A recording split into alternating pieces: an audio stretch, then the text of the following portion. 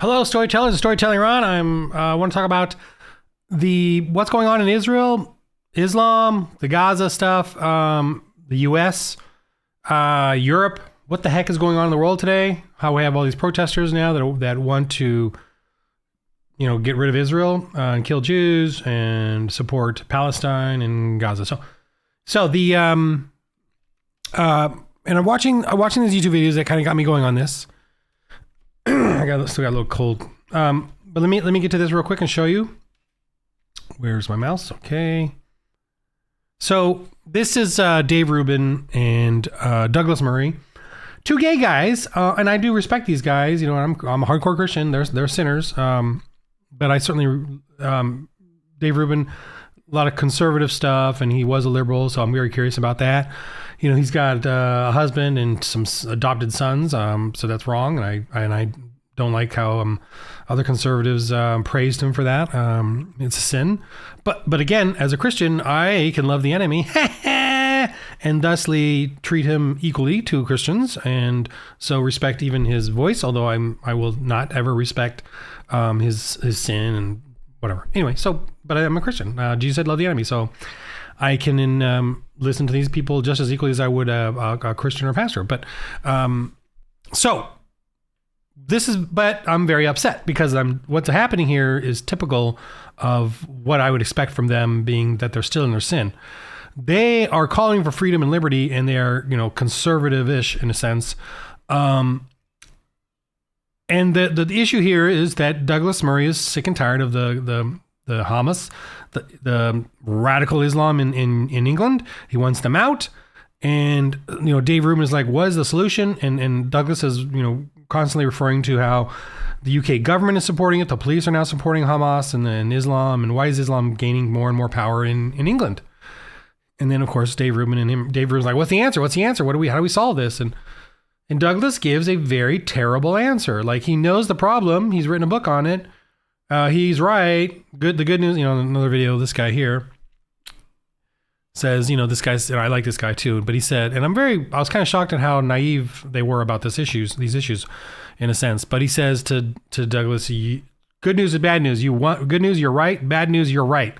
That the Islam, and we've already had this clarion call from other conservatives and Christians and in the past to warn about this over and over. So this is almost like a rehash, in my view. Douglas is not the first person to warn about this. This has been warned about regularly.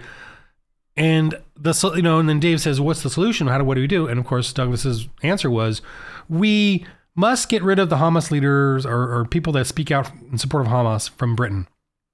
So he's going to start listing off things to do like that. Wrong. That is not the answer. So I'm going to get to the answer. I might as well just say it right now. Church. He won't bring that up. He won't bring up Christianity. He won't bring up God, Jesus Christ, Holy Spirit. I mean, I do believe these guys, I feel like they're slowly or feel a pull or tug or something about Jesus Christ. I'm praying about it. But they're in their sin. They're stuck with their sin. They're stuck with their selfish, homosexual lust, that sort of, and don't understand true love. And they cannot answer with church or, the true answer. Christianity has always been the answer against dictators, tyranny, genocide, slavery. Slavery did not end until Christianity came in to fulfill itself in Europe, especially in England. The one time that they subdued Islam for like 60, 70 years, where it stopped doing all its horrible evil that it has done throughout history, is from about 1870 to 1930. During that period, 1940, whatever, during that period, right before World War II, during that period, the British Empire was very strong, the British Navy, and they were Christian. They officially had chaplains. They didn't have that many on the ships, but they did. They officially had a position for chaplains. So the British Navy was Christian, Anglican Christian, whatever. But they had every motivation to go out and do Christ's work. Now, some of that work was as a warrior. Some was obviously as missionaries, but some was fighting the slave trade. And the biggest slave trade they stopped for a while there was the Islamic slave trade in the Middle East and across Central Africa and in Asia. So what happened was the British Empire totally handicapped Islam for many years because of the tenacity of Christianity and the strength of Christianity from the English church or from England, which was the sort of the strongest Protestant movement at the time. America could have done it, but they were still dealing with their own issues and had their own sins to deal with as far as slavery and just building their big country. And I think they were dealing with Mormons and they were dealing with all kinds of stuff in there. But Britain was the main force because France and Spain were more Catholic, and so they were sort of more that medieval Christianity, whereas the Protestant Christianity, I think, is that next level. I know some of you guys are going to disagree with me, but that's okay. But they were pushing out the missionary work and the gospel and the church across the world, and were fighting horrible stuff. Well, today, these guys don't want to admit that. They don't want to answer with that. They don't want to give that as an answer because that is the answer. Crusaders saved Christendom. Crusaders saved Europe. Crusaders saved the world from an Islamic attack upon the West. Because Islam had already taken over all Christianity in Turkey, in Africa, which, by the way, there were Christians there before Islam. Where are they all now? They're gone. They're decimated. They're killed. In this video, this guy's talking to this guy, and I listened to this, and I wrong. He had his answer too, and also he said that this is interesting. He said that the Hamas are fighting a non-traditional war, and Israel needs to realize that. No. That's not a non-traditional war at all. That is absurd. Islam has been fighting the same war since the beginning. I mean, they're satanic. They're fighting God's chosen people because they're supposed to. That's exactly what they're supposed to be doing. Then it's not non-traditional at all. It's quite traditional. I have read the history of El Cid, of Charles Martel in the Battle of Tours in Paris, near Paris. 650 AD or whatever. I've read, the Siege of Malta. I've read the Siege of Lepanto, or that area in Italy. Forgot what the big one was, Lepanto or whatever. Big freaking sieges by the Ottoman Empire, and what Hamas did in Israel on October 6th. I just read that. I just read that in 17 different books about Islam and medieval history. Islam does that. That's what they do. They terrorize. And there's nothing non-traditional about it. It's quite traditional. The only time there's been success in subduing evil is through overwhelming retribution. And that's the non-traditional part today, is that Israel is fighting against the slaves of Islam, which is the media and all the dimitude servants who will readily blaspheme Jesus Christ, Holy Spirit, and God, but they will not blaspheme Muhammad or Allah. And I won't blaspheme anyone because I'm not supposed to blaspheme God. So if I'm not supposed to blaspheme God, I shouldn't be blaspheming other people's religions. But I can criticize. I can criticize, and say what I believe. I'm not mocking and scoffing blasphemy. Okay, turn that off. Another thing I want to show is let's just go to this one first. The U.S. decline of Christianity continues at rapid pace. At rapid pace, okay? We're losing Christianity. What do you know? And this has been, last 60, 70 years. Makes complete and total sense since the 60s. So they're all like, why are the governments allowing evil to come in? Why are these liberals allowing the intolerant to come in and take over our lands? Well, here's the answer. There's no one to fight them. Who's going to fight them? The gay conservative? The gay liberal? The Jewish liberal? Even the Jewish conservative? Who's going to fight them? None of those groups are going to fight them. Now, the Jewish conservative would, but there's no one else around them. So who else is going to do it? The secularists, the atheists, are they going to stand up to Islam? No. The religiously unaffiliated is skyrocketing. So what about here in Europe? Christianity as default is gone. The rise of a non-Christian Europe. Okay, so look at the red. That's all the atheism. So if you're wondering in Europe, if you're wondering why there's a failure to stand up against evil, to rebuke evil, I have something else I want to show too, real quick. I hope I have it here somewhere. Let me pause real quick. I should have had this up. Okay, so this film or documentary or whatever it's called is El Dorado: Everything the Nazis Hate, and this is This is about the trans in Berlin in 1920s, 1930s, right before Nazis took over. And so this is, see, the Weimar Republic was so weak. The church was weak. I mean, Bonhoeffer was like one of the only pastors I'm aware of. I mean, they got rid of many of the pastors when the Nazis took over, the Nazi purge. That was the first, I think, wave they did was the pastors, the ones that spoke out against the Nazism. And this was huge then. So what this is showing is the society that is becoming less church and more selfish and self-fulfillment and self-indulgent. A self-indulgent culture like this is not going to stand up to tyranny, to terror, to genocide. And that's exactly what's happening across Europe today. This is exactly what's happening to Europe and America today. Look at what we have today. What do we have every June? What do we have? Now they have a week of LGBTQ history in LAUSD school system in like August or like when school starts. At the beginning of the year, they want to get the kids all into LGBTQ. So we have no society here to stop Islam. Sorry, we don't have a society here to stop Islam. We don't have a culture of men, Christian men. I'm gonna be sexist here because I have to be Christian. Because why would we have Christian women? We have Christian women now fighting for our rights and stuff, and that's depressing to me. That means it's a failure of us Christian men, and I'm including myself in this. In the church, who are actually standing up and fighting. Now we have a few, granted, but I don't get them on my YouTube feeds that much. Well, I get quite a few Christians actually. I search them out. But in mainstream media or in the sort of push of pop culture, pastors are not allowed in, right? Yeah. And if you mention too much Christianity, you're not going to be part of the conservative main conservative feeds. You're kind of at like in Fox News or Newsmax. They got some Christianity and stuff, but if you're like a pastor, you're not actually going to be considered a pundit. Conservative pundit or news person. Not, we don't want you in there. So that's what's happening. We don't have church. The Christian men of a church are not there to stand up against Islam or any other evil or fascism or any other evil because we're being told to hide or we hide or whatever it is. Let me show you another interesting map here. I'll show you a map here. I gotta switch maps real quick about Israel. Why can I not see my freaking mouse, man? Where's my mouse? I gotta follow it around. Where did my mouse go?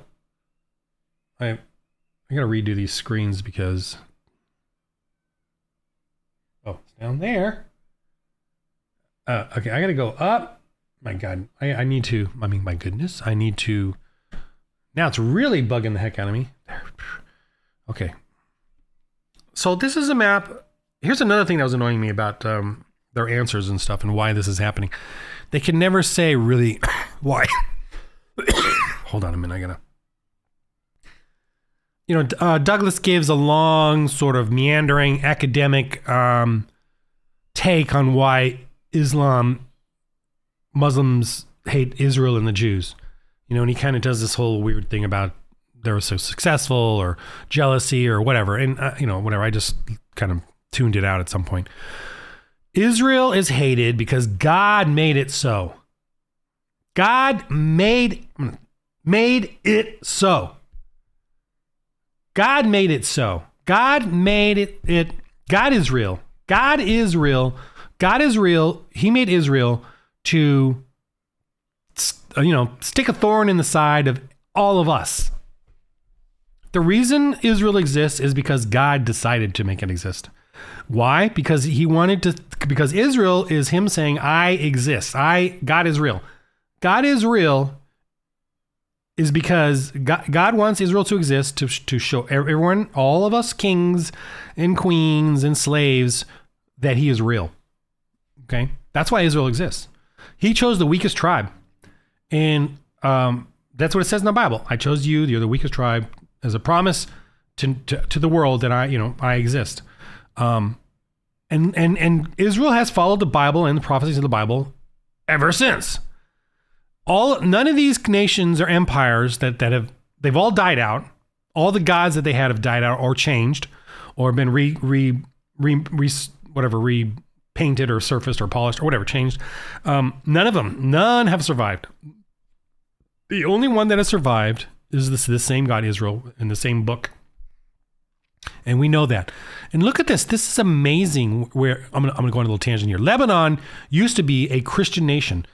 It is no more, right? Islam has taken over and destroyed it. Lebanon used to be the Mediterranean of Europe in the Middle East. Like it used to have a rich.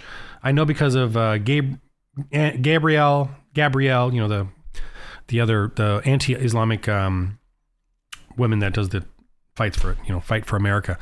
She used to live here as a child. It used to be a beautiful European style place until the progressives and the left dimitude, enslaved themselves to Islam, and Islam took over and terrorized and radically and destroyed it. Now there's barely any Christians left. They're all slaves to Islam. They're being raped and rooted out and forced conversions. There's no freedom left in Lebanon like there used to be. And Israel was the Jewish state. But anyway, that's a sad side story. And of course we don't talk about that. That's hidden history. But and that was built, by the way, that Christian state was built so that during the British Mandate after World War II or whatever, when they made Israel, and I'm kind of amalgamum here of it all, so that they could have peace in the Middle East, right? So Christians could be here, Jews here, and Israel, or Muslims had all the rest of this area, whatever. So then look at what's amazing about Israel, and it should actually be a bigger area. I think it should be more too. But anyway, the Jews are in this small little area, and Islam has taken over this. But these people, these Palestinians, Palestine is a Roman word, by the way, from Philistine. But anyway, and Britain set this up for the people, the tribes, the nomadic tribes that live there. But anyway, the West, these used to be all Israel, but then when the attacks came and they had like 20 different wars, Islam tried to eradicate Jews, they set up the West Bank and Gaza Strip as a peace offering. And of course, it's not a peace offering at all. And these people could live here. They could live here. They could live here. They could live here. But no, none of the other Muslims will do it. Why? Because of God. God said, I am a thorn in the side of the world, pagans and everything else. But look at it's amazing to me how Israel is like really the center, man. It is like the center. It if you think about it, it has the most access to the most countries. I mean, it has an ocean that folds around here, an ocean that folds around here.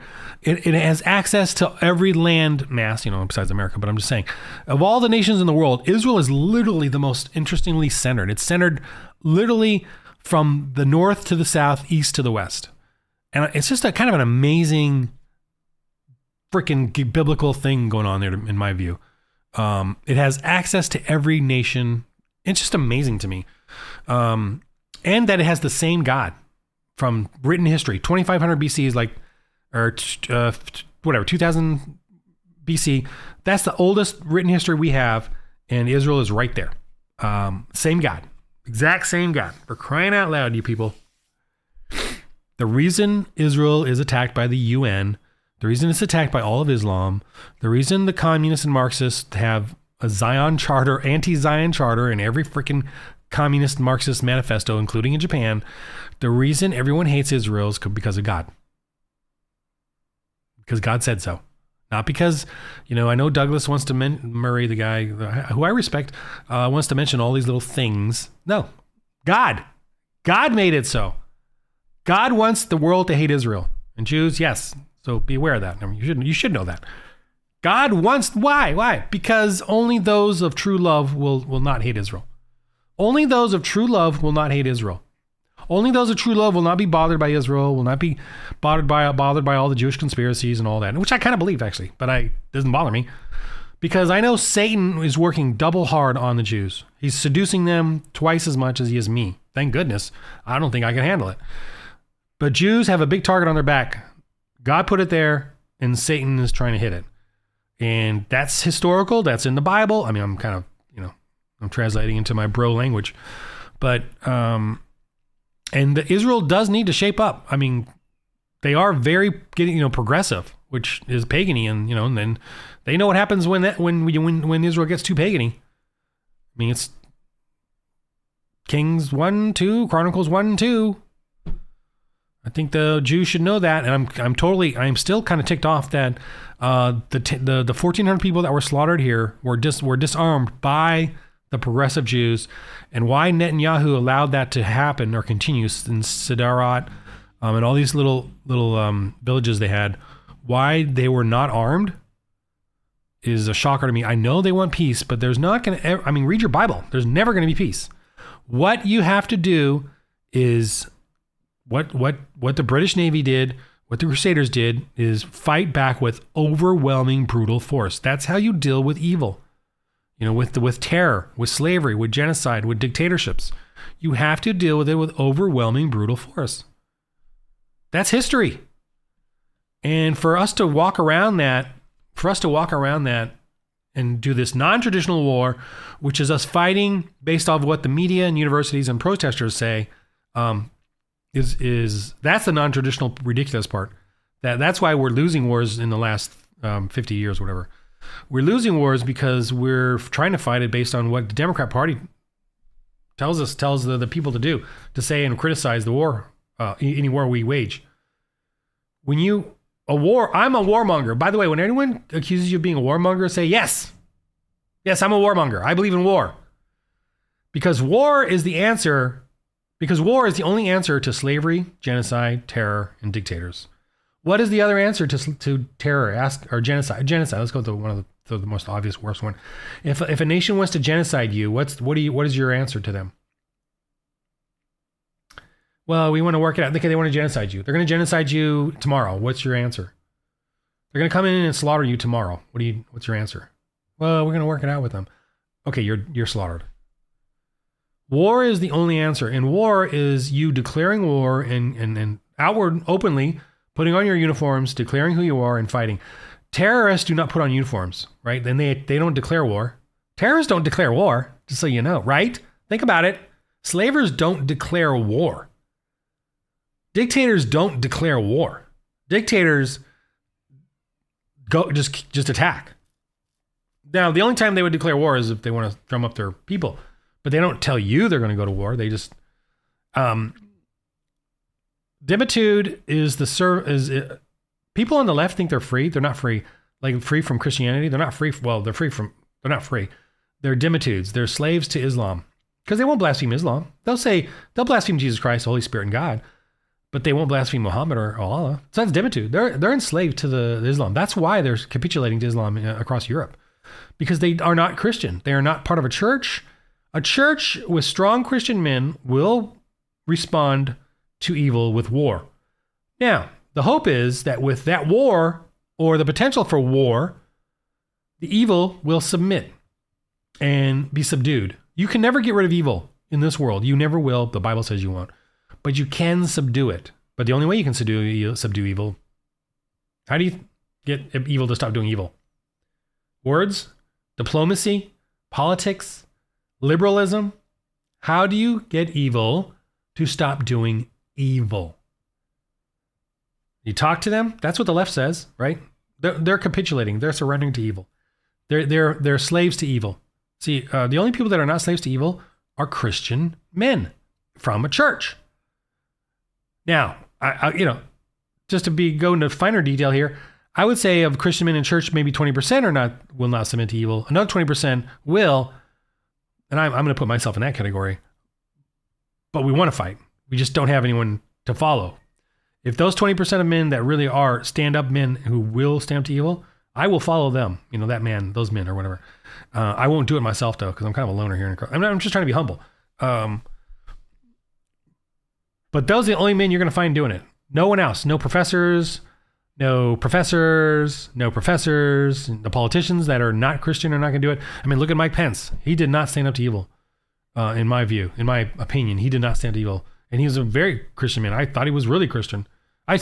He could still be Christian, but he did not stand up to evil. I guess he's in the category like I am, where when the real evil faces you, will you actually stand up and confront it? I don't think he did. I'm trying to be humble here and say I probably would have folded like him too. But in a church, you're going to get some men that will always stand up to evil no matter what, even if they're alone. Those are the men we don't have anymore, or very few of them. And they bring up Jesus Christ, they bring up the church, they bring up this stuff, and they fight. We don't have enough of them. So when Doug and Murray and Scott Rubin and all of them, or Dave Rubin, and all of them start coming up with these ideas of how to fight, or not fight Islam, because they want to say that, how to, whatever they're get radical Islam, which is ridiculous. It's like saying radical Nazi, but how to get radical Islam out of England. They're gonna say all these little things to do, do this. That's not, Islam will always counter that. And who's going to enforce it? The conservative right Tory party that doesn't go to church in England? None of them are going to church. I don't think. I don't know. But if there's not enough of them, who's going to enforce these little things you're going to do, these little pecking things you're going to, solutions that you have? None of them. They're going to fold at some point because you don't have enough strong men in positions to exert and rebuke and expose evil. You don't have the men there. They're not there because the church is not there. And these men are usually strong because they have a church behind them. They have a group of men behind them like me that would support them and fight up against this. And you don't have enough of those in across the land. There's just not enough because the people that are filing into halls of governance right now are all atheists or LGBTQTs, and because that's what they love. They love government. And there's not enough Christian men in government to resist it. So that's the answer. That is the answer. And for them to sneer, mock, scoff, or just sort of ignore, or with aplomb have their high convoluted academia, conservative punditry ideas with their bestsellers, I'm like a little, I don't know if I'm jealous. I'm ticked. I have a very happy life, by the way. So I'm not, that envious or jealous of that, because I don't want deadlines. I don't want work hours or whatever. I know I'm really spoiled. It's kind of lame, but I'm very, the people that I sort of look forward to lead us and do these things are very timid, professing to be wise, or they're fools, and I guess I'm watching the wrong people or something. I'm watching Dave Rubin and this Gregory guy and some of the others, and I enjoy them, but maybe I need to find more Christian churchmen, strong men who do have some sort of political clout, support them and look for them. I just they don't want to come across my feed. I don't know where they are. I'm in Grace Community Church on Pastor John MacArthur. They're obviously fighting, but they're fighting in a way that I don't really. They fight. They're like building churches, which is good, and I support that, and I financially and as a member. But I don't know how to support that. What I do is this, like YouTube, or I'm trying to do my games here, which is my ministry. So I'm sort of focused on that. And our church is doing a great job. If I were to volunteer, which I could go volunteer and help there. I would just get in this long line of volunteers. So I'm going to let all the ones that are there do that. And I just self-support financially and go to church and then do this.